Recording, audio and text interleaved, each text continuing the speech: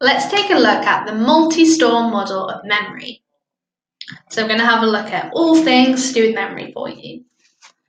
So the multi-store model of memory, which is also called the modal model, was proposed by Atkinson and Shiffrin in 1968. And this is one of the first models of memory. For a memory to go into storage, which is also called the long-term memory, it has to pass through three distinct stages: the sensory register, the short-term memory, and finally the long-term memory. And these stages were first proposed by Richard Atkinson and Richard Shiffrin. Their model of human memory is called the Atkin-Shiffrin, or AS. It is based on the belief that we process memories in the same way that a computer processes information. There are three variables that can be used to describe the stores that information passes through: coding, capacity, and duration. Coding is the process of changing information from the environment to store it in memory. Capacity is the amount of information that can be stored. And duration is the time period that information is held in the memory stores for. So I'll recap those for you.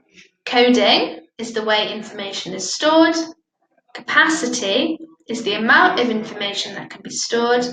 And duration is the time period that information is held for. The sensory register store is constantly getting information from all of our senses about the world around us.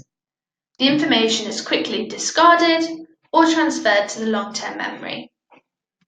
In the Atkinson-Shiffrin model, stimuli from the environment are processed first in the sensory register, which is a storage of brief sensory events such as sight, sounds, and tastes.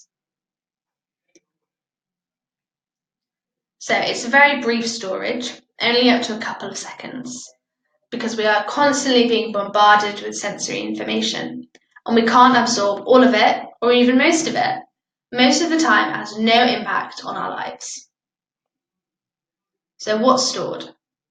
Sensory information about sights, sounds, smells, and even textures is stored. But if we don't view the information as valuable, then we discard it. And if we view something as valuable, the information will move into our short-term memory system. So in summary, the sensory register is very quick, only about 0.5 seconds. It's got a really big capacity for all our sensory experiences, and its coding is specific to each sense. So I'm going to tell you about an example study on the sensory register. And this researched the significance of valuable information on short-term memory storage. J.R. Stroop discovered a memory phenomenon in the 1930s. This was that you could name a colour more easily if it appears printed in that colour, which is called the Stroop effect. In other words, the word red would be more quickly named, regardless of the colour the word appears in, than any word that is coloured red.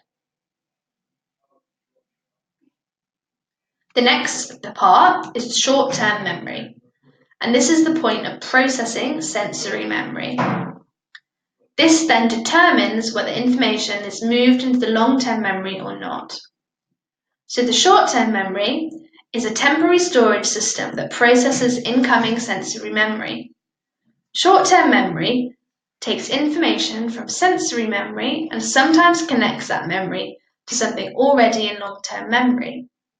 And this short-term memory lasts about 20 seconds. You think of short-term memory as the information you have displayed on your computer screen. So imagine it like that. So it could be a document, a spreadsheet, or a web page. Then, information in the short-term memory goes to the long-term memory. So, for example, you save it on your hard drive on your computer. Or you discard it. You delete it, or you close the web browser. This step of rehearsal, the conscious repetition of information to be remembered, to move short-term memory into long-term memory, is called memory consolidation.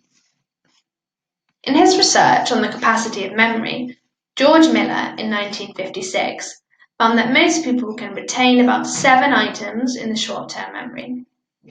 Some remember 5, some 9. So we called the capacity of the short-term memory 7 plus or minus 2. Some factors affect our short-term memory. For example, numbers recall is better than letters, and acoustic coding tends to be better than visual coding. So summary for the short-term memory, it lasts about 20 seconds, its capacity is 7 plus or minus 2 items, and the coding is primarily acoustic. Finally, we've got the long-term memory, and this is like the brain's hard drive, which has no limits. Most of the time, information can be retained and moved back into short-term memory, but a prompt may be needed. Long-term memory is the continuous storage of information. Unlike short-term memory, the storage capacity of long-term memory has no limits. It encompasses all the things that you can remember that happened more than just a few minutes ago, to all the things that you can remember that happened days, weeks, or years ago. Sticking with the computer analogy that we talked about, the information in your long-term memory would be like the information you have saved on the hard drive. It isn't there on your desktop, which is your short-term memory, but you can pull up this information when you want it, at least most of the time. Not all long-term memories are strong memories. Some can only be recalled through prompts. For example, you could easily recall a fact, for example, like, what is the capital of the United States? Or a procedure, like, how do you ride a bike? But you might struggle to recall the name of the restaurant you had dinner in when you were on holiday in France last summer. A prompt, such as that the restaurant was named after its owner, or spoke to you about your shared interest in football, could help you recall the name of the restaurant. So let's summarize long-term memory. Its duration is unlimited, its capacity is unlimited, and its coding is primarily semantic, but it can also be others. And that sums up the multimodal store of memory. So you have the long-term memory, the short-term memory, and also the sensory register.